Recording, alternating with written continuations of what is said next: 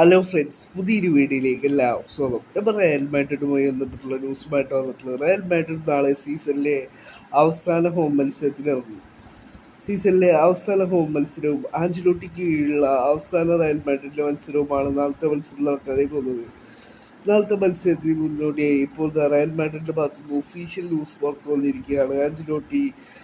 നാളത്തെ മത്സരത്തോടുകൂടി ആഞ്ചലോട്ടിയുമായുള്ള കോൺട്രാക്റ്റ് അവസാനിക്കുകയാണ്. നാളത്തോടെ Real Madrid വിടുകയാണ് ആൻചലോട്ടി എന്നുള്ള കാര്യം റയൽ മാഡ്രിഡ് ഇപ്പോൾ ഒഫീഷ്യലായി അറിയിച്ചിരിക്കുകയാണ്. എല്ലാവിധ നന്ദികളും അദ്ദേഹത്തിന് ബെസ്റ്റ് വിഷസും നൽകിക്കൊണ്ടാണ്